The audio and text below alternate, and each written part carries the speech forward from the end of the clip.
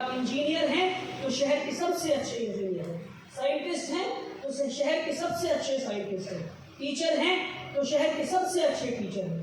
دوسرا خدمت، سب سے اچھے ڈاکٹر تو ہیں اور اس کے بعد آپ سے زیادہ خدمت کسی نے نہ کیا ہو۔ سب سے اچھے انجینئر تو ہیں اور آپ سے زیادہ خدمت کسی نے نہ کیا ہو۔ سب سے اچھے ٹیچر تو ہیں، آپ سے زیادہ خدمت کسی نے نہ کیا ہو۔ اگر آپ یہ تصور کریں کہ آپ اپنے پروفیشن میں سب سے اچھے ہیں اور سب سے اچھے ہونے کے بعد آپ سے زیادہ خدمت کسی نے نہیں کیا ہے، تو کیا آپ کو کہنا پڑے گا کہ میں لیڈر ہوں؟ نہیں، آپ کی کمیونٹی آپ کے پاس آئے گی، آپ کو کاندھوں پر بیٹھا کر کہے گی کہ تم ہمارے لیڈر ہو، کہ تم ہمارے لیڈر ہو۔ اس لیے ہم نے یہ سیکھا حضرت عمر کی زندگی سے کہ ایک لیڈر کبھی یہ نہیں کہہ سکتا، ایک انسان کبھی اپنے دل میں یہ خیال نہیں رکھ سکتا کہ مجھے لیڈر بننا ہے، نہیں رکھ سکتا، نہیں رکھ سکتا، نہیں رکھ سکتا۔ حضرت عمر کی زندگی سے ایک واقعہ اور میں آپ کو بتاتا ہوں۔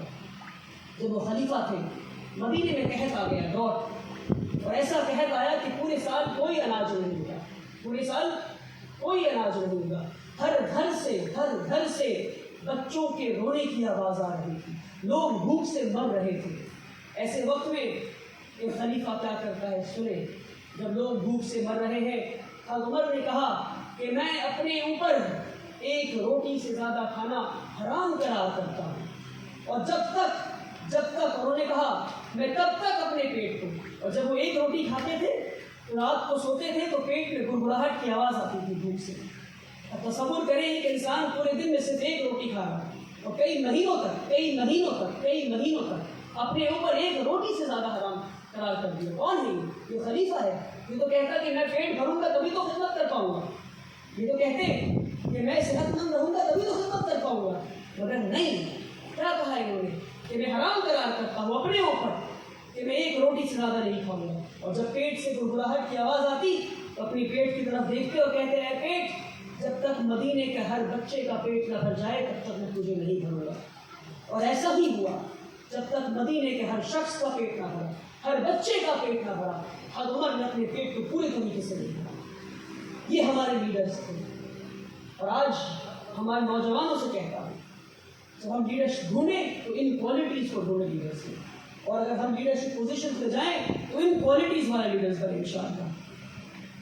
ایک اور مجھے ان کی زندگی سے واقعہ یاد آتا ہے کہ جب حضرت عمر خلیفہ بننے سے پہلے ایک بڑے تاجر بھی تھے، ان کا بڑا بزنس تھا، اور خلیفہ بننے کے بعد بزنس کو وقت نہیں دے پا رہے تھے اور آہستہ آہستہ ان کا بزنس ختم ہو گیا۔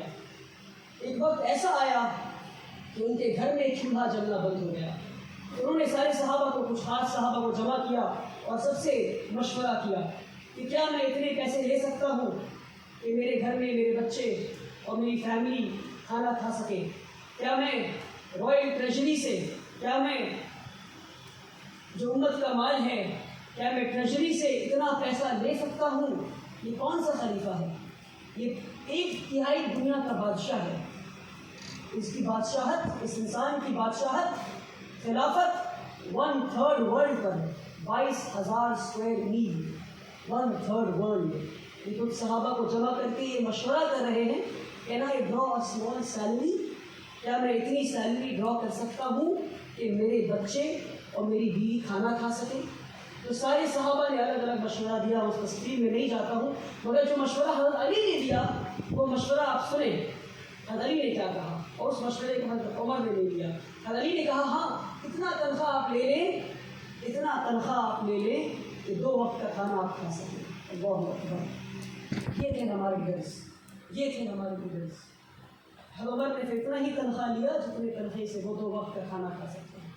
آج تو ہم ناشتہ کھاتے ہیں، ناشتے کے بعد والا ناشتہ کھاتے ہیں اور اس کے بعد والا کھانا کھاتے ہیں، پھر ایوننگ اسنیکس کھاتے ہیں، اس کے بعد پھر ڈنر کھاتے ہیں، اور پھر رات کو نیند کے بیچ سے اٹھتے ہیں تو کہتے ہیں پھر ایک اور کچھ ہو جائے فریج سے نکال کے۔